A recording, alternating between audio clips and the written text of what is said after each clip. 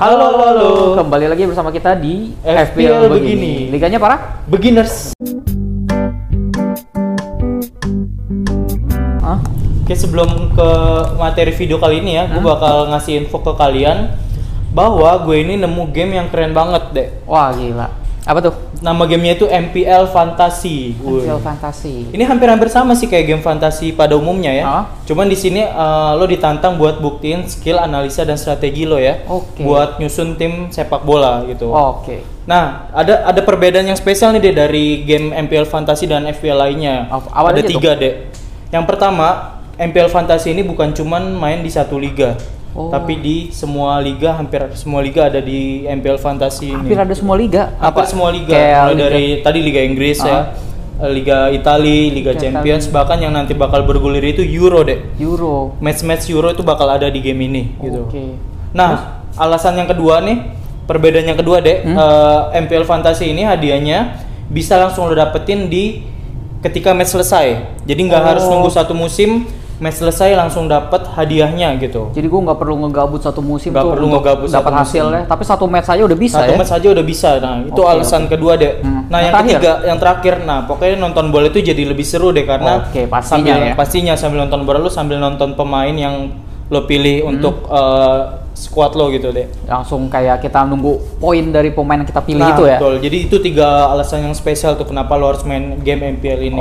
Nah, hadiah MPL Fantasy ini berupa berlian kemenangan yang nilainya itu satu berlian kemenangannya itu Rp200. Rp200. Dan berlian kemenangannya ini bisa lo tuker jadi saldo GoPay atau link aja deh. Gitu.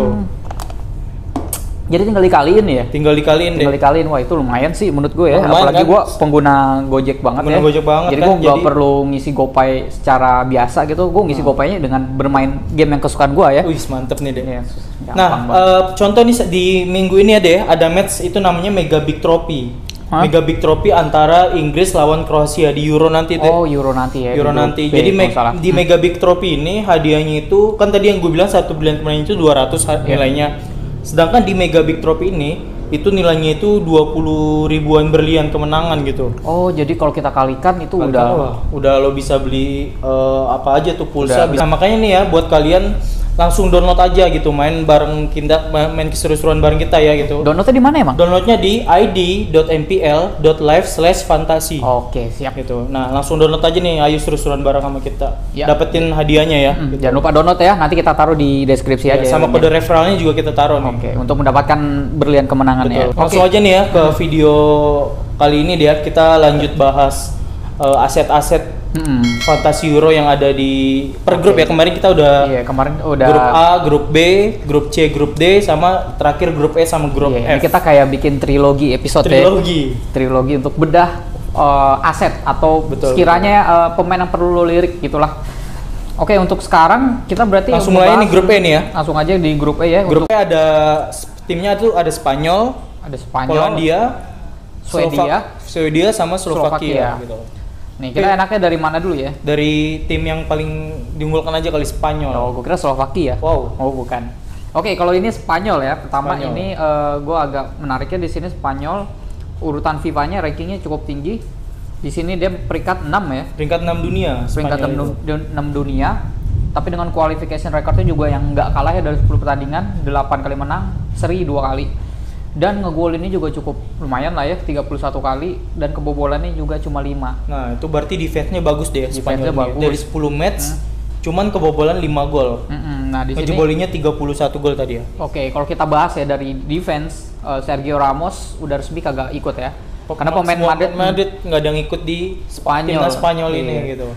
Ini memang ini juga sedangkan Madrid itu tim ibu kota, tim besar juga. Madrid emang kendala cedera sih kebanyakan. Madrid ada yang diundang sih, cuman Madrid yang lain. Atletico.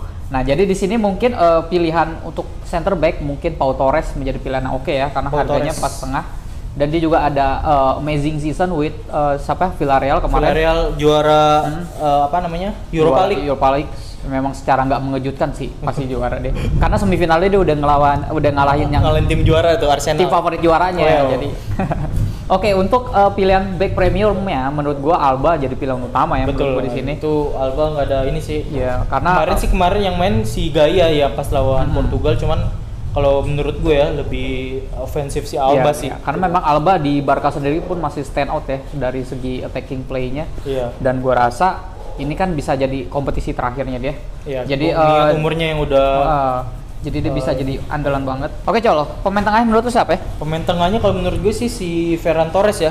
Oke. Ferran Torres yang membawa City juara Liga Inggris musim ini dan juara 2 UCL. Dan juara Carabao. Ya, ya soalnya di Spanyol sendiri ya, dia Ferran Torres ini udah mengkoleksi 10 ini ya. 10 apa istilahnya? 10 caps. 10 caps dan mencetak 6 gol, Col ya. Iya, dari 10 caps itu mencetak 6 gol si Ferran Torres ini. Dan di Euro ini kemungkinan sih dia kayaknya bakal jadi starter untuk Spanyol sih di bawah suhan si Luis Enrique. Iya. Kalau untuk pilihan lainnya sebenarnya ada Olmo ya. Olmo juga exciting nih menurut gua. Karena di Bundesliga sebenarnya juga oke, 5 gol 9 assist untuk RB Leipzig. Dan dia sempat mencetak 2 gol krusial ketika Spanyol sedang di World Cup qualifier ya. Oh iya itu. Dan cuman memang kalau di sini yang bikin kita rada bingung itu di striker ya. Striker pilihannya hanya Rodrigo, ini kan terakhir kita lihat karena cedera ya. Iya, paling si Morata atau Gerard Moreno ya? Mungkin Gerard Moreno sebenarnya lebih unggul dari Morata karena pas gua kemarin nonton yang 0-0 lawan Portugal tuh kayak painful banget gua nonton Morata. Iya, Morata buang-buang peluang sih kalau kemarin lawan Portugal ya, cuman kan ya striker buang-buang peluang wajar lah di satu match, cuman kan kita nggak tahu nanti Gak tau, gue gak serak aja gitu loh. Gue kayak masih mending liat Timo Werner lah. Masih agak ada semangat ini kayak Morata kayak gak ada power atau apanya gitu ya. Dan Moreno seharusnya bisa menjadi pilihan di atas Morata sih. Mengingat di Villarreal dia jadi ini ya mesin gol Villarreal di musim ini. Gitu. Untuk set piece-nya di sini kalau kita lihat Morata sebenarnya bisa jadi pilihan untuk penalti ya, karena kalau terdaftar dia sebagai penalti ya. Penalti taker sih Morata dan Moreno. Untuk free kick ada Koke, itu lumayan. Cuman Koke kalau secara open play biasa ya nggak bisa terlalu diharapin ya. Betul. Karena dia mainnya lebih ke passing-passing, jaga keseimbangan. Dan dia juga sebenarnya ngambil corner. Jadi kalau mau ngambil Koke sebenarnya sah-sah aja. Iya boleh juga sih Koke.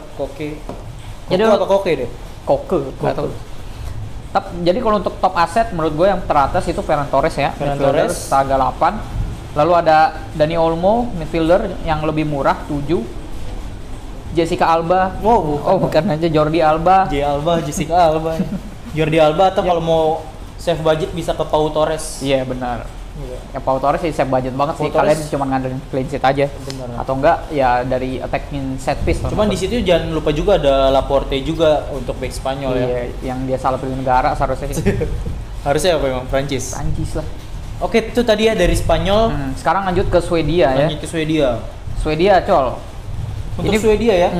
Menurut gua FIFA ranknya oke ya. 20 besar, dia peringkat 18. Kualifikasi rekornya hanya kalah sekali dengan 6 kemenangan dan seri 3. Gol mencetak golnya itu 23 kali serta kebobolannya 9 kali. Ini statistik dalam kualifikasi Euro ini ya, Pak. Nah, di sini gimana, Col? Kalau menurut gua Swedia sebenarnya pilihan bagus. Ada nama-nama yang bagus ya gitu. Misalkan kayak Victor Lindelof. Tapi meskipun itu dia cuman bisa mencetak 3 gol dari 40 caps-nya. Ya karena back sih. Memang yang apa yang lo harapin ya? Iya benar. Tapi kalau untuk pilihan fullback-nya kalian bisa ambil Michael Lustig, itu juga agak murah ya, 5, dan dia jaminan starter right back, back kanan. Dan untuk kiper juga kemungkinan Robin Olsen dari Everton ini. Everton yang pesaing Pickford. Iya. Nah di sini gue rasa dia ada keleluasannya untuk menjadi pilihan utama meskipun dia juga baru sembuh dari cedera. Lalu yang paling exciting menurut gue di sini adalah strikernya sih sebenarnya. Si Isak, Oscar Isak ya? Iya. Alexander Isak. Oscar Isak pemain film. Pemain 21 tahun ini ada amazing season bersama Real Sociedad dengan 17 gol dan dia menjadi key player menurut gue ya. Iya benar. Semenjak si Ibrahimovic disayangkan harus pensiun. Bukan, dia sebenarnya cedera. Cedera. Jadi dia cabut. Cuman kan dia udah pensiun, cuman dia masuk lagi. Terus kayak Messi aja waktu itu, udah nangis. Iya sih benar. Dan di sini untuk fantasi prospeknya menurut gue sih Isak pilihan bagus ya, harganya juga lumayan oke. Dan sebenarnya ada nama-nama lagi ya seperti Larsen tuh free kick taker ya. Anjir senior banget ya. Dia ngambil hampir semua set piece ya. Penalti, free kick sama corner ya.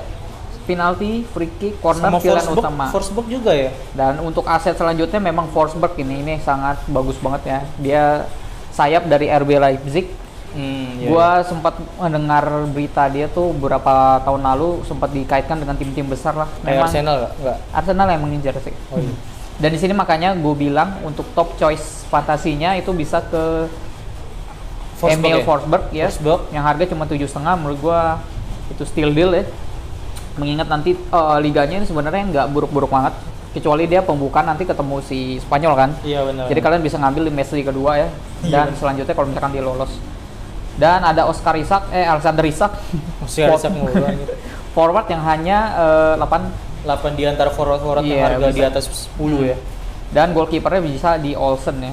Larsson juga bisa sih. Larsson di pilihan keempat gua sih. Oke, lanjut ya, itu tadi Swedia ya. Selanjutnya ke kontesan ketiga ya. Ketiga di grup E yaitu Polandia. Iya, menurut gua kambing hitam. Kuda hitam. Kuda hitam itu kayak logo barunya klubnya Atta tuh, yang AHPS Pati. Betul. Di sini ada Polandia ya, menurut gua decent dari segi FIFA World Rankingnya peringkat 21 dengan kemenangan 8 kali, seri sekali dan losing cuma sekali ya.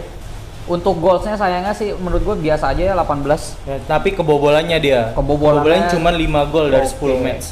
Dan spesialnya lagi ya, dari 10 match itu 7 kali clean sheet deh. Oke, 7 kali clean sheet. Jadi 5 gol itu di 3 match aja gitu. Kan berarti defense-nya itu terbilang cukup inilah ya, kuat ya. Karena gue cek di sini memang pasangan untuk formasinya dia pasang 3 back ya. 3 back. Kalau gue lihat di recent match-nya jadi kalau misalkan mau pasang back-nya mungkin Kamil Glik ini di apa sih Monaco, cuman gue nggak tahu sekarang ya terakhir di mana. Dan Jan Bednarek iya, pasti sih itu. Yang kalau di FPL kemarin tuh yang kayak poinnya kayak dongeng tuh enggak? Iya. Jadi kebobolan 9, bunuh diri, kartu merah. Semoga ini nggak kayak gitu ya nanti. Enggak. Nah, seharusnya itu 2 spot aman ya yang bakal ditempatkan oleh pelatih untuk di 3 back belakang itu. Lalu untuk pilihan lainnya ada Maciej Raibus. Ini untuk pilihan LWB-nya ya, atau dia juga bisa ditaruh sebagai LM. Nah, ini bisa dibilang out of position ya dari klasifikasinya yang dia pasang cuma sebagai defender ya. Oke, untuk pilihan kiper tentu salah satu kiper terbaik Arsenal.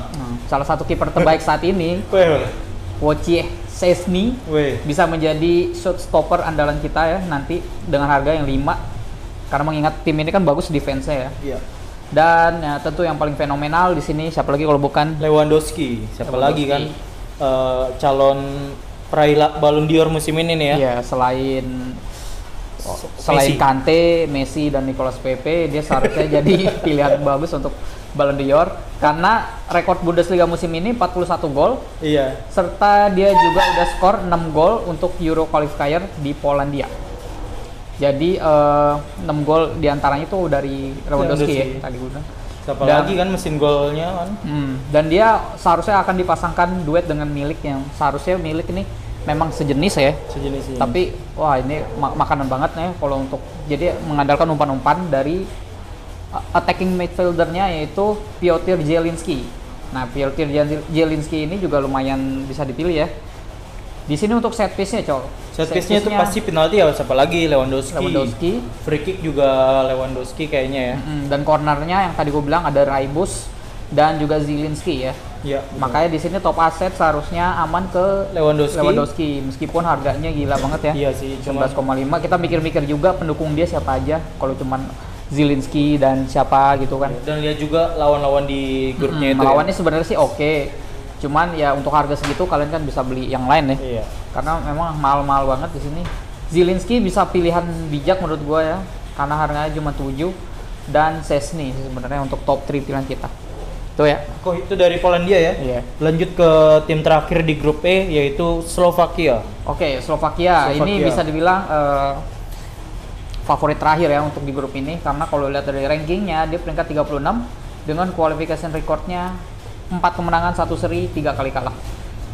Kebobolan dia 11 kali sedangkan dia membobolkan 13. Dan di sini pilihan aset yang paling kita kenal yaitu ya paling backnya ya. Skriniar, Martin Dubravka untuk kiper sama Hamsik, dan Mark Hamsik. Siapa lagi? Oke, tadi itu ya dari grup apa tadi grup E ya, grup E. Nah sekarang kita ke grup F nih dek. Itu ada nama-nama, itu grup neraka nih kita sebutin ini grup neraka karena ya. Dari timnya kan tim-tim besar Eropa ya. Iya. Jadi di situ ada Jerman, Prancis, Portugal juara bertahan, sama yang paling besar banget Hungary. Ya. Jadi memang kita nyari selain Hungary siapa lagi nih yang lolos nih. Oke, pertama kita bahas dulu nih yang mungkin yang agak kurang difavoritin ya untuk di grup ini, memang karena ini tim agak tanda tanya ya, maksudnya memang masih bagus. Siapa itu? Jerman ya. Jerman. Mantan juara Piala Dunia ini sekarang FIFA ranknya cuma 12 ya, peringkat 12. Menurut gue itu ya turunan banget ya, penurunan lagi nih Jerman. Karena Ozilnya udah dicabut. Nah, qualification recordnya sebenarnya bagus, dalam 8 kali match cuma kalah sekali ya, sisanya menang. Dan mencetak golnya itu 30, menurut gue bagus, dan kebobolannya 7 kali. Ya itu tadi ya dari Jerman deh. Sekarang lanjut ke pilihan best assetnya ya. Gue kira lanjut negara lain. Oke, yang pertama kita bahas apa nih? Gnabry dulu kali ya, ini legend Arsenal. Ini cukup menarik ya, Gnabry ini di kualifikasi Euro dia jadi top skor Jerman ya, dengan 6 gol dari 7 kali main. Nah itu di sini dia untuk totalnya dia dari 19 kali main itu dia cetak 15 gol, itu cukup catatan yang cukup bagus ya. Oke. Dari Gnabry ini. Tapi sedikit ralat tadi, maksudnya 8 gol dari 7 kali main. 8 gol dari 7 match di kualifikasi Euro ini. Jadi memang surprising ini Gnabry sebenarnya attacker yang bisa diandalkan ya. Iya. Benar. Meskipun di Munchen nih jadi musim terbaiknya sih menurut gua. Meskipun ada Werner, mungkin kalian bisa kesampingkan Werner dulu. Tapi Werner kalau misalkan di Liga Jerman sebenarnya di timnas juga sebenarnya bagus ya. Di timnas bagus. Tapi di sini nyari perhatian gua yang under the radar gue nih sebenarnya ada Leroy Sané ya. Terlepas dia injury prone, kalau misalkan dia akan gampang diganti ya, karena memang gampang cedera tuh orang. Benar-benar. Sebenarnya juga national recordnya juga terlalu bagus ya. Dia hanya mencetak 6 gol dari 28 kali main ya, dan hanya 1 gol dan 2 assist dalam 7 caps season ini. Nah, makanya di sini mungkin bisa kalian hindarkan mengingat harganya mahal, tapi untuk diferensial ultimate diferensial Leroy Sané ini tentu bisa jadi radar gue lah, maksudnya nanti setelah dia kalau misalkan udah terhindarkan dari liga ya. Kalau nggak pas lawan Hungary aja, Me. Iya, beli. Wah, jangan dong pas lawan yang susah. Oh iya, lawan susah. Pilihan lanjutnya siapa, Col? Jangan lempar ke gue ya. Kan tadi dari lu Sané. Oke lah, sekarang Oke, tadi Sané ya, menurut gua itu agak cukup oke. Selanjutnya memang ini agak pro kontra ya. Karena dia diklasifikasikan sebagai midfielder yang menurut gua agak merugikan, yaitu Joshua Kimmich ya. Joshua Kimmich sebenarnya agak menjalani season yang bagus musim ini bersama Munchen, yang mana tiap musim juga bagus ya. Dengan 6 gol dan 14 assist untuk Bayern Munchen. Mungkin ini pilihan dari pesaing dari Kroos ya. Kalau misalkan Kroos yang sudah mengingat udah nggak muda lagi, kemungkinan nggak bakal main full terus. Kimmich yang akan mengisi posisi Kroos mengambil jatah-jatah set piece yang biasa diambil Kroos ya di Jerman. Karena penalti sekarang untuk dipegang sama Kroos atau Gundogan ya. Untuk free kick ada Kroos sama Kimmich, dan corner Kroos sama Kimmich. Kimmich ini salah satu pemain terbaik si Jerman sekarang ya. Semenjak peninggalan si Podolski dan Ozil gitu. Bukan. Nah, jadi menurut gua best asset untuk Jerman ya. Jerman. Siapa aja, Dek? Itu ada Sané yang tadi gua bilang, terus ada Gnabry, ada Kimmich. Dan untuk pilihan defender kalian bisa ngambil di ini ya. Siapa sih? Matthias Ginter ya. Mungkin menurut gua ini best offer untuk most goal treat untuk Jerman ya. Matthias Ginter ini sudah menyetak 2 gol dan 1 assist untuk negaranya musim ini. Jadi antara dia dan Rudiger. Cuman Hummels juga perlu diperhatikan juga ya. Banyak sebenarnya. Banyak. Oke, itu Jerman. Kemudian selanjutnya kita tahu ya siapa lagi juara bertahan ya. Portugal. Di kualifikasi Euro-nya ini dia 5 menang, 2 kali seri sama 1 kali kalah dari 8 match. Dan ngejebolinnya tuh 22 dan kebobolannya 6. Untuk FIFA rankingnya berapa dia? Dia FIFA rankingnya itu 5 dunia ya. Di kualifikasi ini Portugal ini finish urutan kedua di bawah Ukraina ya. Oke. Menarik nih. Memang biasanya kalau setelah juara memang formnya tuh nggak terlalu bagus. Benar. Gitu kan? Apa sih trennya kayak gitu ya? Oke, sekarang untuk top asetnya nih, Dek. Menurut lo siapa, Dek? Untuk top asetnya bahas dari belakang ya. Kalau dari belakang menurut gua dua fullbacknya ini gila-gila ya. Pertama Rafael Guerreiro ini harganya mahal banget. Karena kalau Euro kemarin itu dia masuk best 11-nya nih yang dia pas juara. Ini memang kalau kita secara main itu kayak kenceng banget tuh orang ya. Iya benar sih. Kayak dia attacking trade-nya itu tinggi banget sih kalau menurut gue si Guerreiro ini. Makanya harganya memang nggak kaget ya kalau misalkan dapat 6,5. Itu back paling mahal kayak tuh 6,5. 6,5 memang selama ini paling mahal. Selanjutnya itu ada Joao Cancelo. Cancelo yang musim ini sering dirotasi sama Pep. Itu biasa kalau. Tapi kalau di Portugal gua rasa enggak ya. Iya karena saingnya Semedo. Kalau nggak Semedo, Cedric Soares. Oh iya Cedric. Tapi dipanggil gak sih Cedric? Nggak tahu deh, kayaknya panggil sih. Oh iya, kalau Semedo nggak mungkin lah ya bisa ngalahin si Cancelo. Nah di sini Cancelo juga bisa jadi pilihan karena dia sudah ada 1 gol dan 1 assist selama international campaign dan juga mencetak. Mencetak apa dek?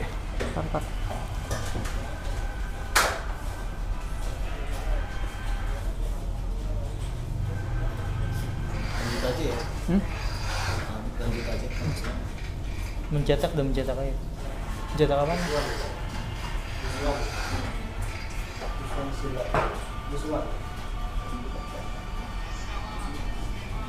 Apa backsound lah. Copyright. Oke, cepet nggak apa-apa.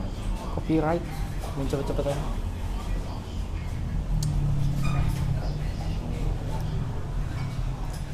Tuh 2-3. Tapi selanjutnya yang gue bilang itu adalah wingback ya, si Joao Cancelo. Pemain yang kadang hybrid dari posisinya, bisa jadi apa sih namanya? Apa wingback yang kakinya beda gitu maksud? Oh ya, back kiri kanan pokoknya. Yang apa sih namanya? Aduh. Lupa lagi. Nggak apa-apa lah, udah nggak usah disebutin itu. Ada ya. Oke, selanjutnya Cancelo ya. Cancelo. Another wingback yang menurut gua musim ini salah satu yang terbaik. Karena di EPL sendiri dia masuk Team of the Year ya, peringkat maksudnya yang secara ini ya, bukan secara FPL. Oh iya. Dia kadang menjadi invert wingback yang mana berlawanan dengan kakinya gitu kan. Bisa main di kiri dan kanan sih Cancelo ini. Karena harganya juga lumayan oke. Tapi yang paling menarik di sini malah Ruben Dias ya. Ruben Dias itu ownership terbanyak. Gue juga bingung kenapa pada demen banget Ruben Dias. Karena jadi player of the season di Liga Inggris. Maksudnya dia jaminan main sih yang pasti. Dia juga kan kayak attacking trade-nya kan agak kurang ya kalau dia stamina buruh sih. Main terus. Nah, untuk pilihan selanjutnya itu tentu ada Bruno Fernandes ya. Tentulah ini mau dalam liga apapun, Fantasy League dia pilihan utama ya. Untuk aset pemain tengahnya ya. Tadi kita ngomongin soal defender. Kalau pemain tengahnya sebenarnya banyak option ya. Menurut gue di sini si Diego Jota itu bisa jadi starter ya. Karena dia udah mulai fit, cuman nanti paling pilihan selain dia tuh ada Joao Felix kan, dia sebenarnya bisa ke tengah ataupun ke sayap ya. Ya, cuman di Fantasy Euro ini dia masuknya ke midfield. Tapi untuk posisinya pun juga di depan itu kan Ronaldo sama Andre Silva, pasti antar kedua itu yang lebih diutamakan ya. Nah di sini Bernardo Silva justru jadi pilihan gua sih. Benar-benar. Karena untuk di international campaign-nya tuh dia agak oke dan bisa dibilang adalah di peringkat 2 untuk goal involvement terbanyak di Portugal ya, dengan 3 goals dan 6 assist selama kualifikasi. Dan meskipun ini agak telat panas ya, meskipun juga ini di Premier League dia juga nggak terlalu bagus musim ini ya, dari segi statistik lah ya. Karena di posisinya tuh hampir mirip-mirip Mahrez ya. Dia sebenarnya bisa kayak Mahrez, juga sih, bisa juga yang kayak ke Gundogan. Iya. Untuk posisi itu dia udah banyak yang lebih bagus, maksudnya tim yang lain itu kompatriot yang lain itu lagi naik banget. Nah, justru di sini gue agak menghindarkan Bruno ya. Wah, kenapa tuh, Dek? Terlepas karena harganya mahal. Di sini kan kalau gue lihat memang Bruno masih jadi pilar utama si Portugal. Tentunya. Tapi kan kita ingat dia nggak ngambil penalti ya. Yalah, ada Ronaldo, ya ada Penaldo. Nah, karena Bruno sendiri 13 gol dari 28 golnya itu dari penalti. Iya, cuman yang nggak penalti juga lumayan sih, 15 gol. Memang 15 gol. Tapi catatan lain yang menurut gua menghindarkan Bruno karena dia hanya 2 gol dari 27 caps selama membela Portugal. Yang mana itu agak kurang ya. Iya. Jadi untuk set piece jauh aja diambil sama Moutinho dan juga corner juga masih sama Moutinho. Jadi Bruno hampir kagak ada pegangan untuk di set piece ya. Ditambah lagi ada tuh Ronaldo. Lo bisa beli pemain lain yang di bawah itu harganya sih 10,5 kalau salah. Harga itu kalian bisa beli kayak macam Granit Xhaka atau Aaron Ramsey. Arsenal semua. Oke, tadi ya dari gelandangnya lanjut ke pemain depannya dulu. Siapa lagi kan kalau bukan Ronaldo. Ya kayak Ronaldo memang ini ibarat wine ya, makin tua makin jadi. Ini bisa jadi Euro terakhirnya. Atau tapi belum tentu tapi Piala Dunia kayak dia masih ikut sampai umur 40 juga kayak masih ikut aja. Jadi bisa dibilang nih musim terakhirnya kalau untuk Euro. Jadi sebagai status juara bertahan, gue rasa ya no debat lagi lah untuk Ronaldo. Apalagi untuk match day pertama ketemu Hungary, harganya 12 ya meskipun harganya mahal. Cuman ya tadi Ronaldo itu kan tadi penalti taker, pokoknya mesin gol Portugal juga pokoknya. Ya udah, itulah yang dipilih tadi Ronaldo. Jadi tadi biasanya tadi ada Ronaldo, terus dua fullbacknya juga boleh di kalian pick, cuman tadi harganya emang mahal sih. Terus tadi gelandangnya siapa deh? Gelandangnya bisa Joe Felix atau Jota ya, Diogo Jota. Enggak Felix, Jota atau Jota Bernardo ya. Jota atau Bernardo. Ya boleh lah Bruno kalau mau masukin sih. Bruno boleh sih. Cuman ya harganya tadi. Oke, lanjut ke tim ketiga ya. Tadi udah Jerman sama Portugal. Sekarang ke tim ketiga kita mau ngomongin Prancis. Oke, ini yang paling jago belakangan nih. Paling jago iya. Prancis ini bisa hampir dipastikan dia juara grup di liga ini ya. Di grup ini maksudnya. Juara 2 kan maksudnya, pertama kan Hungary. Juara 3 biar turun ke UEL. Nah. Oke, di sini Prancis ya, karena menurut gua Prancis peringkat 2 dunia. Peringkat 2 dunia, berarti hanya kalah dari Belgia. Dan untuk jajaran set piece-nya ini agak susah ya ditebak ya. Karena kalau yang terdaftar sebenarnya untuk penendang penalti itu ada di Mbappe atau Giroud ya. Kalau kita Griezmann sih. Griezmann di Barca kan nggak dapat itu juga ya. Karena ada Messi, Tapi Benzema juga bisa jadi pilihan untuk penalti kan. Dan cuman ya Mbappe sih kayaknya sih dan belum juga ada Pogba juga penaltinya juga conversion rate-nya juga tinggi. Oh iya, banyak penalti taker kayaknya. Meskipun di MU udah karatan lah karena di monopoli sama si Bruno. Nah, jadi untuk free kick ada Griezmann, Pogba bisa ngambil slot free kick, dan corner Pogba gua rasa jadi pilihan utama ya. Iya, benar. Dan ada Digne. Cuman Digne ini tidak tahu nih Luka Din ya. Karena saingannya itu juga oke. Lucas Hernandez. Kalau gue inget Lucas Hernandez yang Euro lalu itu kayak langsung terkenal banget kan. Iya. Ini orang siapa gitu. Sama Pavard kalau salah ya di World Cup kemarin. Ya kayak maksudnya di saat itu kayak ada Benjamin Mendy, terus ada siapa sih CDB kalau nggak salah. CDB kiri atau siapa. Pokoknya nggak kepikiran gitu dipasangnya Lucas Hernandez. Makanya next seasonnya langsung dibeli Bayern Munchen kan. Benar. Nah di sini menurut gue dari set piece-nya agak rancu ya. Siapa aja pilihannya karena semuanya oke. Tapi kalau mau di top best assetnya tuh tadi yang pertama pasti Mbappe ya. Mbappe tentu harga maksimal 12. Harga maksimal kayak Ronaldo tuh ya. Ada Griezmann bisa jadi pilihan karena gue rasa juga dia starter ya. Iya benar. Untuk lebih ke samping atau bisa jadi dia lebih ke CAM meskipun di sini klasifikasinya sebagai forward. Dan Pogba bisa jadi pilihan gue dengan harganya yang cukup oke, 8,5, dan Lucas Hernandez untuk backnya ya. Iya. Oke, tadi ya dari Prancis.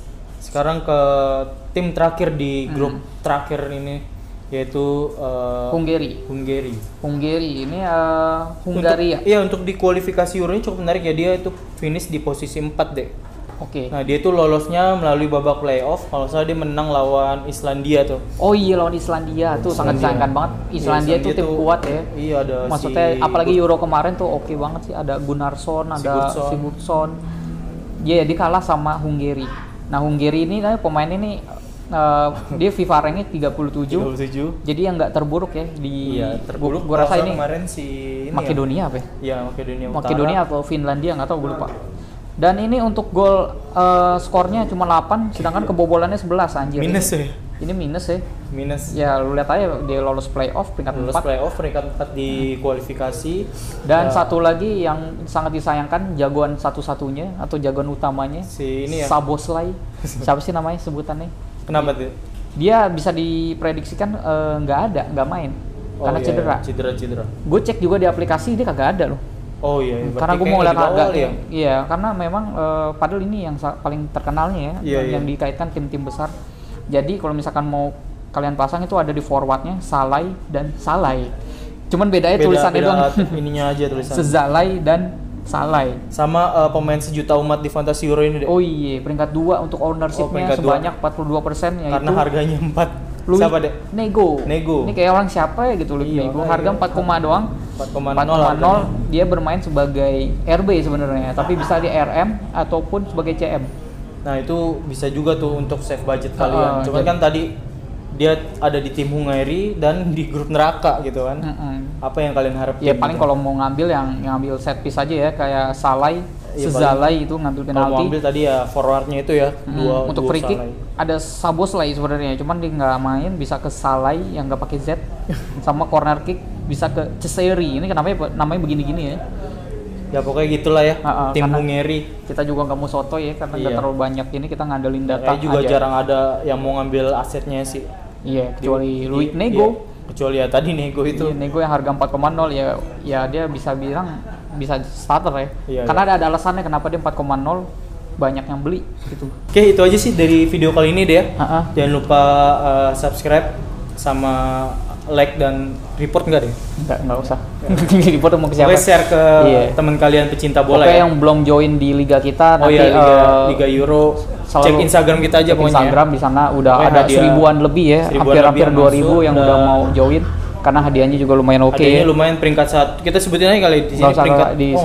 Nanti aja cek sendiri ya di situ. Biar penasaran nih. Hadiahnya pokoknya ratusan ribu lah, jutaan enggak ya? Jutaan bisa.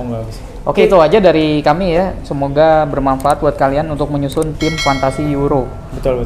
Selagi kita menunggu Fantasi Premier League musim depan nih. Karena ini kayak momennya pas banget. Dan jangan lupa main MPL Fantasi juga yang tadi tuh. Kita soalnya hadiahnya per match gitu kan. Hadiahnya per match, dan MPL Fantasi hampir semua pertandingan gitu. Jadi pertandingan selesai kalian langsung mendapatkan belian kemenangan yang dikalikan Rp200 ya. Iya. Nanti juga kita taruh link di bawah untuk downloadnya. Oke, sekian aja di video kali ini. Salam olahraga. Iya.